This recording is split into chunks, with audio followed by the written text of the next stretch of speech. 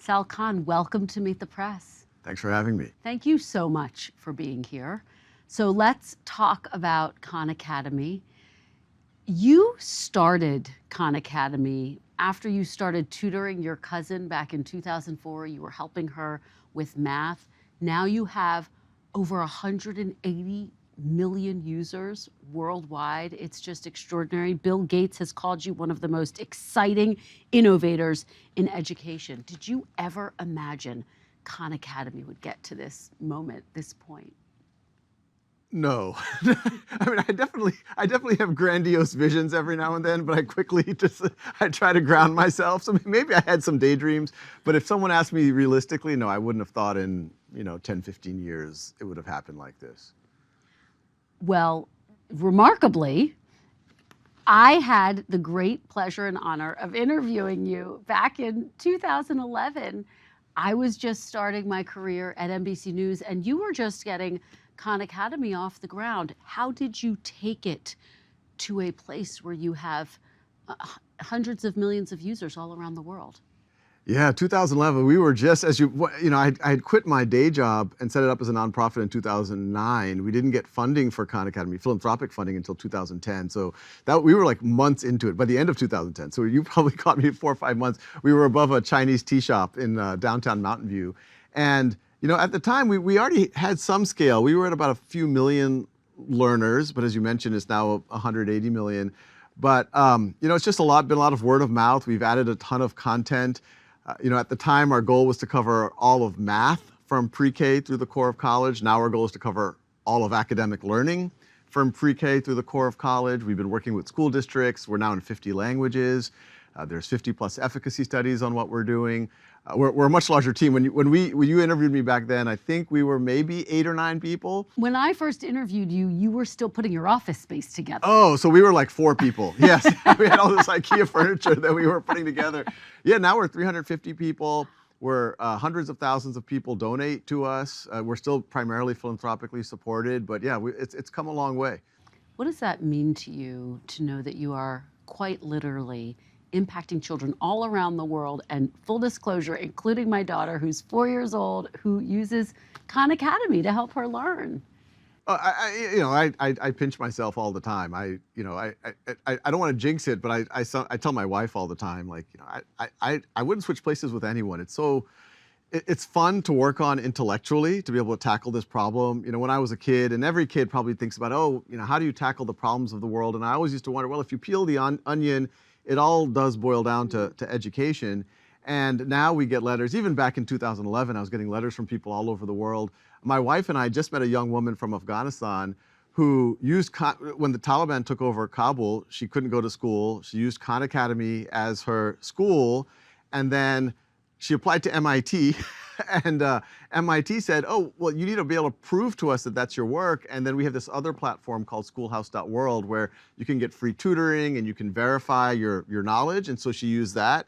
And she's a freshman at MIT. And so when we hear stories of people like her, I remember, this was about 3 or 4 years ago, about 5 or 6 years ago, I met a young man who was in prison for 15 or 16 years.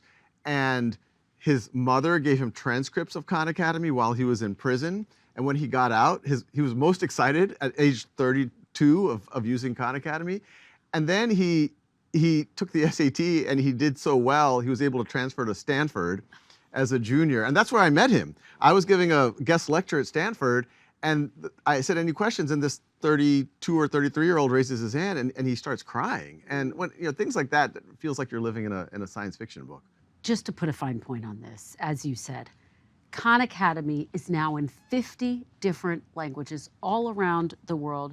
You teach math, science, writing, SAT prep, just about every subject. What was the vision that led you to expand Khan Academy this way, and why do you think it resonates with so many students around the world? Well, back in 2008, as you mentioned, I was tutoring my cousins. I was an analyst at a hedge fund at the time, and I liked that job, but I was getting all these letters from people, the viewership was growing, and I was writing software for my cousins too, and I've always thought that's where the real learning happens. But at some point, it started taking over my life, and so when I set it up, there were some venture capitalists who were trying to get me to start it, and it was tempting, But I just thought about these young people who wouldn't get access to it if I put a paywall or anything like that. So that's when I set it up as a nonprofit. And I was sitting in my walk-in closet, which is still the headquarters of Khan Academy, and I'd never started a not-for-profit before, but there's a line on the IRS form where they say mission, and I honestly, I thought about it for 8 seconds. I said, free world-class education for anyone, anywhere. And I think it probably sounded delusional for a guy in a walk-in closet, and even 50 years ago, it probably would have been delusional. But I was thinking about, look, I'm just this one guy, and these people from anywhere from Africa to Mongolia to New York City are able to use this around the clock. This scales. The internet software allows us to personalize education in ways that you couldn't do it before. So it seemed plausible that the same way you could have stores going from commerce to e-commerce, maybe you could take institutions, things like universities, and make them a public good on the internet. I remember even in those early days when it was just me, someone pointed out that Khan Academy was getting more usage in a month than Harvard had in its history. And so that's when I started to think, well, maybe this could be like something that could reach billions of people, and why not go for it all? All of the academic material, eventually doing credentials, give pathways, make people reach their potential. You talk about the importance of personalized education. Why is it so important that it's personalized, and you say really a one-on-one experience in many ways? If you go back, and this is a particular date, if you go back about 2,300 years, you would see Aristotle tutoring Alexander the Great, or who would be later called Alexander the Great. And for most of human history, that was the gold standard of education. You had a personal tutor, or sometimes a team of tutors, but most people didn't get that. You had to be a prince, you had to be a member of nobility. And about 200-300 years ago, we had this very utopian idea, mass public education. But we had to compromise. We couldn't afford to give everyone a personal tutor, so we batch students together in groups of 25, 30, 35. We start moving them together, and that's the system we have today. And it's done hugely positive things. Literacy rates have gone through the roof. Things like algebra used to be considered esoteric. Now we expect everyone to learn it. But we also know that a lot of people fall behind. And if you're a middle class, upper middle class family, or you have a very good cousin, you might be able to get some tutoring. And that's what upper middle class families have always known. Or hey, let me get a tutor so that my child doesn't fall behind, because that tutor can personalize. Or if you talk to any teacher, they know in those 30 students, some kids are ready to race ahead, some kids might be a grade level or two behind, and you kind of have to teach to the middle. So what personalization allows you in that class of 20 or 30, or if you're learning by yourself, to get a little bit more of that attention, speed up, slow down, dig deep when you need it. In 2019, you started to partner with school districts. Why was that such an important step for you to take at that time?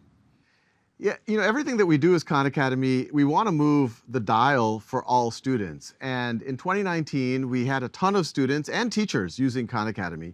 And we'd start reaching out to school districts, and we'd say, hey, look, a bunch of your teachers are already using us, a bunch of your students, look at all of these efficacy studies we have. And every superintendent told us, oh, look, we would love to use you in the entire district, but you have to give us support and training and integration with our rostering systems and dashboards. And so that's when we said, look, if we're serious about moving the dial for cities, for states, for countries, for the world, we have to work with the global public education system. And so we always were doing it informally, but that's when we started the formal partnerships. How complicated was it to start partnering with school districts? Because it sounds incredibly daunting. It was daunting when we started, and there was a bunch of close advisors, even a few members of our board, saying this is going to get hard. It's when we're just putting stuff out there and whoever wants to use it is using it, but now you have to go be compliant with all of the regulations in school districts. But we went with eyes wide open, and it's actually good to be a little bit naive sometimes because you're willing to try. But so far so good. We're approaching about 1.5 million students and teachers just in U.S. districts.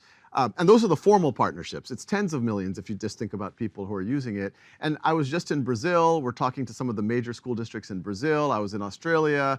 We're doing a lot of work in India and Philippines and Thailand and in Vietnam. And so, yeah, we're making headway.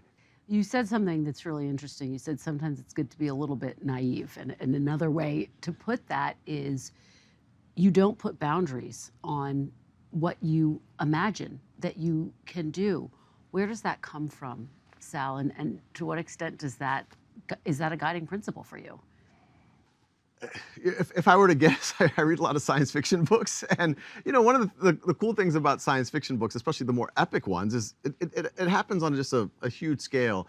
And I a lot of times I cite Isaac Asimov's Foundation series. For anyone who hasn't read that, I encourage them to read it. But it takes place 30,000 years in the future. Humanity's colonizes the galaxy, and this academic sees that a dark ages is coming, where you're going to have the empire collapse, and he sets up a foundation with all of the galaxy's knowledge to shorten that dark ages. And I read that when I was in 7th grade. And when Khan Academy was starting, I was like, what if Khan Academy could be like the foundation? And hopefully we're not entering into a dark ages, but if we could imagine a world where anyone on the planet, regardless of what their government's doing, regardless if they're in a rural area, they have access to an education, a world-class education, they can participate, they can get connected to the economy, then today will look like a dark ages. It'll be a pretty cool time to live. Do you ever have days where you think the task that I am taking on is too enormous, where you have felt daunted on this extraordinary journey that you've been on to really help educate the world's population? There are, if 2009 Sal saw 2025 Sal, he'd be like, oh wow, Khan Academy's done great. We're at tens of millions, hundreds of millions of users. But 2025 Sal, me, is now I feel, as far as we've come, I tell this to the team all the time and our funders, it's a proof of concept. Yeah, 180 million, that's great. But guess what? There's 2-3 billion folks who need to learn, 8 billion people need to learn. And with things like artificial intelligence, you're going to have economic dislocation. There's whole countries that have to reskill their labor force based on what's probably going to happen in the next 10, 20 years. So the task is huge. But I tell our team, if it's not us, who's going to do it? No one else is really thinking about this on this scale. So, Sal, we are currently in the midst of really a revolution in artificial intelligence. And you have said you would like to give every school a software update. What does that mean? What would that look like? Yeah, well, one thing I remind myself and everyone else, because AI is moving so fast, and in a lot of ways it's exciting, it's also scary, frankly, is not to get over-indexed on the technology, but always take a step back and think about, well, what problems are we trying to solve? And in education, it goes back to, ideally, we would have personalized education for every student. Ideally, we would have a one-to-one student-teacher ratio, but we don't have the resources for that. And so our true north in this AI world is really the same true north that we've always had. As you mentioned, I started tutoring my cousins, and Khan Academy over the years, using things like video, using things like software, using things like teacher tools, has been trying to scale up in a class of 30, but the kind of things that I was able to do with my cousins. And now in an AI world, we're imagining, hey, that we could go even further. So it's not about replacing humans. I think that would be a disaster. It's about having that teacher in that classroom being able to, one, get better support themselves. Teachers spend a ton of time with things like grading papers, writing lesson plans, progress reports. And then every teacher, they know they can't be with all 30 of their students at the same time. So if you imagine, if you go to a teacher and say, hey, what if we got you 4 or 5 graduate students who show up into your classroom and help your students make sure that they're working on the right thing, they're staying on task. Every night they're gonna work with you to help plan tomorrow's lesson, grade some papers, and then administer tomorrow's class. But you're in charge. Would you want that teacher? And most teachers would say, yeah, absolutely. Where are you gonna get the resources? And that's what we hope AI can start to do, at least one of the dimensions. So you think that AI is actually helping teachers to be more effective? Yeah, most people, I think all people who become teachers, they get into it for that human connection. And if you think about it from a student point of view, the times that I remember really connecting with a teacher weren't because they gave, sometimes maybe a dazzling lecture, but it was usually because they said, hey, Sal, can I talk to you? And, hey, Sal, that was really great what you did. Or, hey, Sal, cut that out. You got to work on that. It's when they noticed you and they were able to have that human connection. And most days, teachers don't have the time for that with most of the students. But in a world where you can take some things off of their plate, where students can be more supported in the moment, so they're not getting stuck on their homework in the middle of the night, where they can have a question answered without them feeling embarrassed or feeling stupid or whatever they might think is happening. And just supporting the humans to have more human-to-human interaction. I think that's the way to do it. We have a school my kids go to, Khan Lab School. And the true north of it is, yes, we do use technology, but it should be technology in service for more human-to-human interaction. In 2003, you developed something called Conmigo. The word clearly derived from the Spanish conmigo, which means with me. And it's like a personalized AI tutor. Where did you get the idea for this, and how does it enhance what you are trying to do overall with Khan Academy? This was almost exactly 3 years ago. I got an email from Sam Altman and Greg Brockman at OpenAI, and this was just a reminder for folks. This was 6 months before ChatGPT came out. No one was really closely paying attention, and we were the first, I believe, the first or one of the first organizations that they showed GPT-4 to, and GPT-4 was even a more advanced model than what ChatGPT was initially built on. And when we saw it, it had issues for sure, but it could also emulate the types of chat conversations that I was having with my cousins back in 2004 and 2005. And so we immediately thought, if we could simulate what a one-on-one tutor could do beyond videos, I've made 7,000 videos, but a legitimate critique of them is, well, what if a student has a question? I was like, well, there's probably a video for that, but now they can literally ask a question. Or if you're stuck while you're doing an exercise on Khan Academy, now you can get that support, but not doing it for you, but do it Socratically. I remember that first night that we had access and I prompted, you're a Socratic tutor. We don't do this now, but at that time I said, you're the Robin Williams character from Dead Poet Society, and tutor me. And it did it. Not perfectly, but it did it. And that was in those early days. And so that's when our imagination started to say, hey, why couldn't we use this, not by itself, but in conjunction with teacher tools, in conjunction with videos, in conjunction with the software exercises to get that much closer to what Alexander the Great had with Aristotle. Well, in your book, Brave New Words, which is about the future of AI in education, you talk about Khan Academy given early access by ChatGPT, exactly what we're talking about. You also write that you had initial fears about it, that this would somehow create a generation of cheaters. But then you ultimately came around and came to the conclusion that you now have, which is that there are real benefits. What do you say, though, to parents and to teachers who are concerned that AI will lead to more cheating? Yes, when we got access, the first thing I tried to do, I tried to get it to cheat, and it did cheat. We're like, oh no, this is going to open up a Pandora's box. And it's not just cheating. It would hallucinate. It would make up facts, and they still can sometimes make up facts. For a computer, it was awfully bad at math. It was not always doing the right thing. And then there was issues of what if a student asks to do something inappropriate? What if they're asking to, how do you harm someone? Or if they're having just something that's not healthy? And our team, we started having all of these debates. We had signed all these non-disclosure agreements. We were the only people, there were a few people in the world who were having these debates at that time. But that's when I told the team, look, these are real risks, but let's write them down and put guardrails and then move forward, because there's so many positive things that can happen. So let's make it so it won't cheat. It'll be Socratic. Let's give the teachers and administrators and parents transparency on what's going on. Let's have another AI look at the conversation and make sure that if the student's doing something shady, that it can notify parents and teachers. And in my book, I have a chapter on cheating.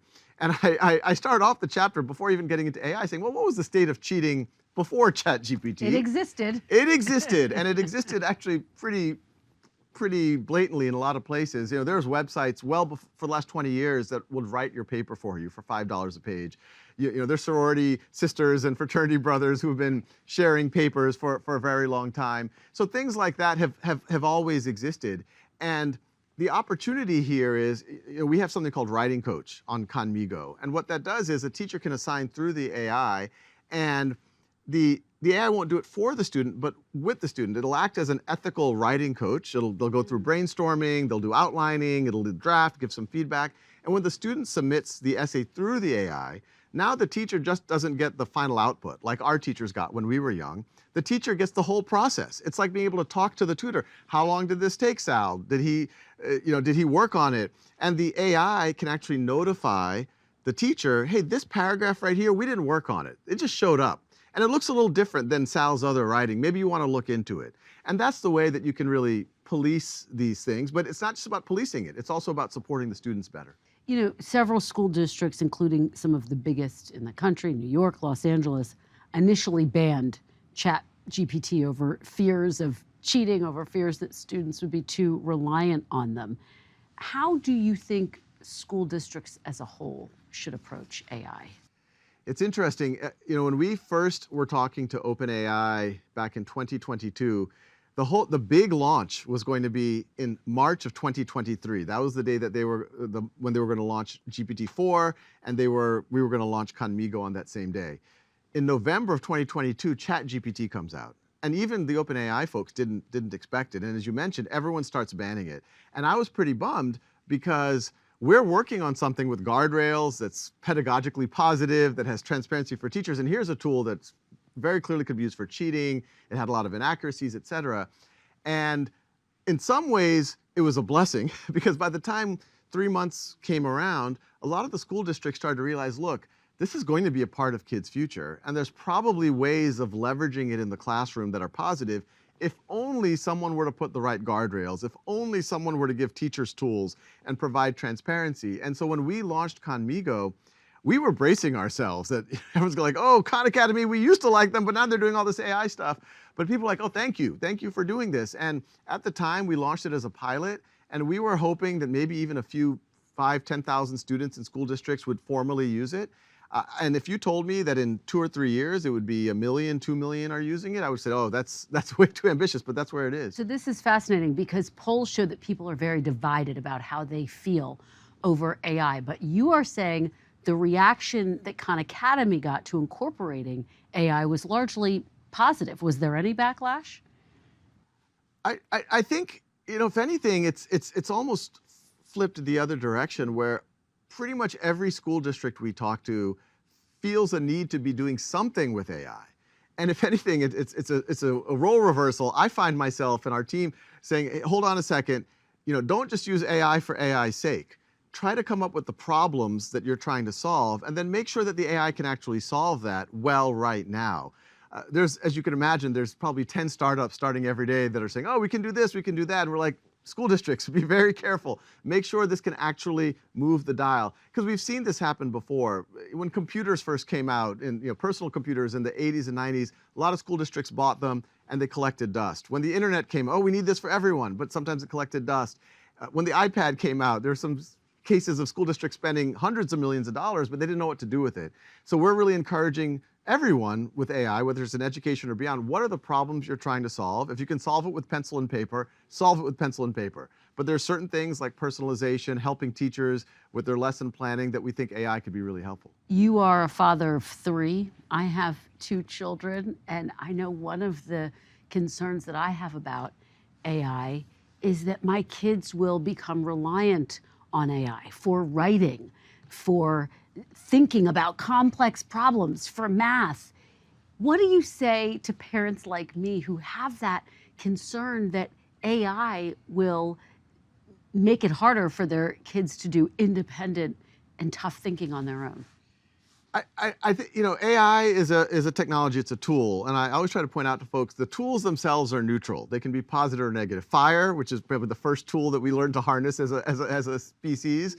You can destroy, burn, but you can also keep warm, prepare food. Same thing with AI, it's going to amplify your intent. So yes, if your children are using it to cheat, if your children are using it to cut corners, to kind of check out, that's not good. That's not a healthy thing. But if they're using it to go deeper into a conversation, to answer their questions, it's actually a really powerful skill. We're seeing that in schools. The kids that know how to ask questions, they're off to the races with AI.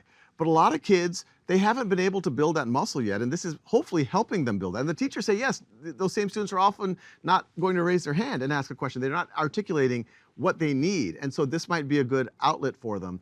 And also in the workplace, you know, now at Khan Academy with our team, and I think every executive is doing this to their team, how are you using AI? We're pushing our employees to leverage AI more. So you want your children or anyone's children to be really thoughtful about how to use these tools. Make sure that they're not using it to amplify their laziness, but they're using it to amplify their creativity, to amplify their They're brainstorming with it, they're digging deeper, they're accelerating their learning. And if they're doing things like that, it can be very positive. Let me ask you about the state of education overall. According to a survey from the Department of Education, just 14% of 13-year-olds said they read for fun almost every day, with another 22% saying they read for fun once a week.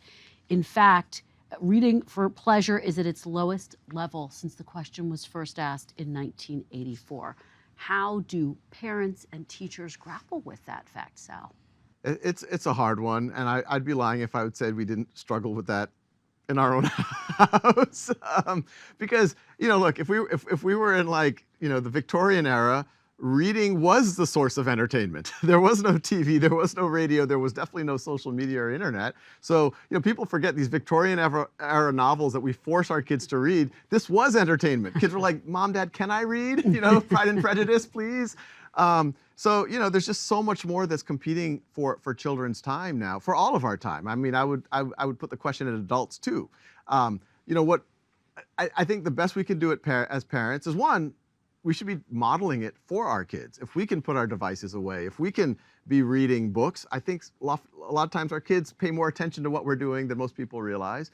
But yeah, we try in our house, and some of this has happened very recently, like last night, to put the computer down. We got to spend some time reading as a family. And sometimes I catch myself like, oh wait, I'm telling them to read, and I'm on, I'm trying to solve a Sudoku on my phone. I'm like, let me put that away, and let's all read as a family.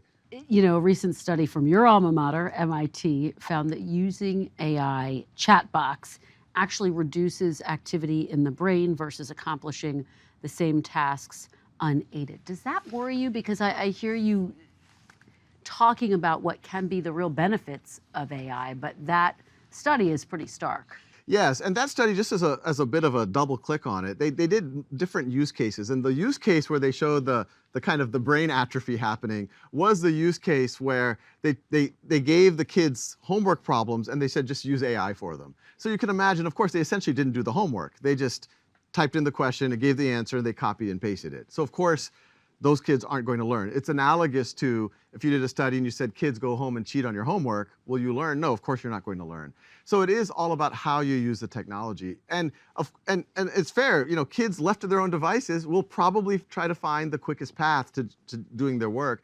And that's where the transparency on the tools, where the teachers can see what students are doing. They can see if they're actually engaging versus not engaging, that the AI can report back to the teacher, that the AI is on the teacher side. It isn't some thing happening in some back alley where the kids are like, hey, give me the assignment. It's like, well, no, I'm going to tell the teacher everything we're doing together, so it's in your incentive to engage. But I think there's an opportunity because of that to do more engagement. There's tons of education research that if you can go back and forth and have a conversation, you're going to learn much better than if you just read something or watch a video or even just do an exercise. And now AI starts to bring that capability, but we can enforce it because it's going to be transparent to the teacher. I know that one of the issues you really care about is the lack of access that we see in schools all across this country, whether it be to the internet, effective, fast internet, or these teaching tools like AI.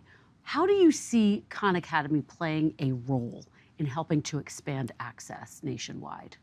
The way we think about it, and when the first time we met many years ago, when we went to schools, especially if we went to more low-income schools, you didn't have enough computers, you didn't have internet access.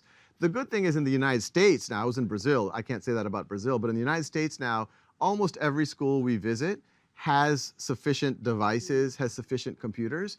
And now it's access to tools that will really accelerate students' learning. And what we talk about at Khan Academy is we want to raise the ceiling, and we also want to raise the floor. There's a ton of schools that, a majority of majority schools, I know that's a mouthful, don't offer courses like calculus, don't offer courses like advanced physics. And so there might be a few kids or many kids who are ready for that, but they're not able to compete, to reach their potential. So we want Khan Academy to be a way for them to get access to those courses. Or, here in Newark, I visited a few months ago, there was a young boy, I think he's in 3rd or 4th grade now. He's off to the races on Khan Academy, and he's now doing Algebra 2 or pre-calculus. And so that's a young man, he's going to do amazing things for his community, and his genius would not have been discovered if he didn't have a way to do this. While there's other students in the same class who are 2-3 grade levels behind. And once again, if you just keep pushing them forward, you're going to have to water down the curriculum in order to make it look like they're advancing, which is unfortunately happening too often. A majority of kids going to college, they have to take remedial math, which is essentially middle school math, because they were just promoted year after year. So our hope is the personalization, the access to rigorous materials. When we survey kids at universities who used Khan Academy, they said, this was the rigorous course that really prepared me, because my high school wasn't used to sending kids to this type of an environment. It's just extraordinary to hear you talk about it, and I wonder what you think about the future of education. When you think about a classroom 10, 20 years from now, what does it look like in your mind? Yeah, it's, before when people used to ask me even 50 years, I was like, oh, the world's not going to change that much. And now when they say 5 years, I was like, oh, it's going to be very different.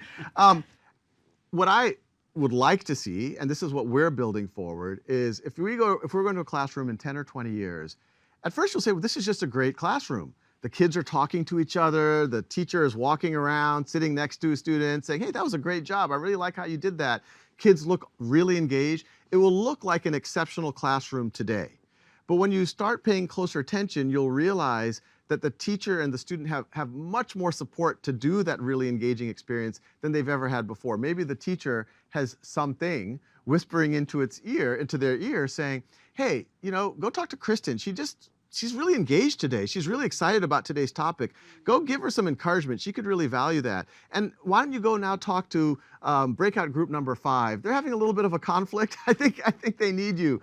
And then that night, that teacher is able to co-create with the AI an even more engaging lesson based on what the students have said or done. And the AI can say, hey, yesterday's lesson went well. The kids really enjoyed it. I talked to them about it. But a lot of them were still confused about the main idea of a paragraph. So why don't we reteach that tomorrow in this way? So the teacher always feels like they're really supported, and the students never feel stuck. And when they come to class, they don't feel like it's a class where they just have to sit still with their finger on their lip, that it's play. They get to talk to each other, move around, it's games, simulations. And in theory, you can do some of that today, and some amazing, heroic teachers are doing it, but it is a lot of work to do really, really, really well. And I hope that it can be everywhere. Now, we can also imagine augmented reality and virtual reality, but I don't think that's actually the meat of it. I actually think it's unlocking the human-to-human connection by taking out a lot of the administrative planning and support tasks. Sal, how do you, Sal Khan, the head of Khan Academy, keep up with the pace of technology? This is one of those, every day, probably when I check my phone after this, I'm going to have like 5 teammates like, have you seen this? Have you seen that? Have you seen what? We have to do this by next month. And so it does make your head spin. But what I keep telling myself, and I keep telling the team at Khan Academy and our board and our funders are, our true north is trying to build towards that classroom where there's more human-to-human connection. Trying to build to that world where every student on the planet, whether it's a young girl in Afghanistan or an orphan in Mongolia, and there are real stories of these happening, have access to the same education that your and my kids have access to, and that they can prove it, and that eventually they can get jobs with it, and they can go and get into college or get into graduate school with it. And as long as we stay on that true north, yes, AI will be a part of it, but so will very simple tools. We should do it in the simplest possible way. Do you think that we are getting smarter as a country, as a world community? My guess is that things are, we talk about polarization in politics and, and maybe even in wealth and things like that. If for someone who is engaged with their learning, who is curious, this is the most exciting time to be alive. There are young people, actually people of all ages. I remember I got a letter from a woman who had terminal cancer, and she said her life dream was to learn calculus. She was going to spend the next 3 months of the rest of her life on Khan Academy learning calculus. So for someone who's curious, there's no ceiling to, especially now with artificial intelligence and everything else that's happening. You're going to see 10-year-olds learn quantum physics, and they're going to be the people who push the frontiers. At the same time, we know that these same technologies can be used to make very addictive things. Social media, people are already, I mean, there are companies already building AI friends, AI girlfriends and boyfriends. You're going to have AI entertainment that is very, very immersive. And I'm excited about some of that. But if it gets too addictive, these games and this entertainment, then yeah, you could see this divide of the people who are using the tools to accelerate their own potential and the people who are kind of in like a opium haze of you know, I mean, you're already seeing that in places in East Asia. Unfortunately, a lot of young men are so addicted to video games that they're not even getting out, forming connections. So yeah, I worry about that. But whenever I think about that, I think about, well, maybe there's ways of using the same technology to put guardrails. You know, right now on a computer, every parent worries what their kids are doing. We worry about it at home.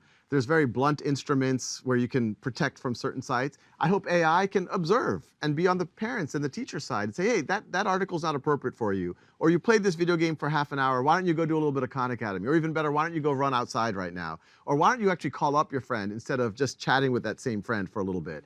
And if it can do that, if it can report to the parent, like, hey, why don't you go walk over and get them to play outside? In fact, you should go for a walk too, because you've been on your phone too long too. And just finally, Sal, Khan Academy has just expanded and grown in the most extraordinary way since I first interviewed you back in 2011. What is next for Khan Academy? So a lot of what we're doing now is, as you mentioned, expanding into districts, expanding into international districts, expanding into writing, which I didn't think we were going to be able to do in the near future, but because of what we're able to do with artificial intelligence, writing, reading comprehension, I'm hoping to start being able to give people credit for the work they do on Khan Academy. We have a sister nonprofit called schoolhouse.world, which is all about free peer-to-peer live tutoring. So this is about human connection. So anyone in the world can go to Schoolhouse and actually get free live tutoring. And these other tutors are vetted volunteers who've proven to know the material. Some of them are software engineers, retired teachers. Some of them are just really precocious college students, high school students. We have a platform on Schoolhouse where people can have dialogues. This is another issue. No one's talking to each other, but you can, you know, we had a conversation of kids in the US talking to kids in China about free speech. We're having kids in red states and blue states talk about everything from Israel and Palestine to gun rights to you know, all of the hot button issues, but they're able to have respectful dialogues about it. So we're just trying to build out all the content, new ways for humans to interact with each other, with tutoring each other, having conversations, and then being able to prove it so they can get into college. A lot of universities, some of the top universities in the country, are using Khan Academy plus Schoolhouse to let kids in. They want these kids who are tutoring each other. They want these kids who are having dialogues. And I'm hoping in the next 5 years maybe we can have ways for people to even get diplomas. If you're in a rural place, you don't have access, you're an adult who needs to reskill, that we can play a role there. Well, we look forward to watching all of that happen. Sal Khan, thank you so very much for joining us. I really appreciate it. Thanks for having me. We thank you for watching, and remember, stay updated on breaking news and top stories on the NBC News app or watch live on our YouTube channel.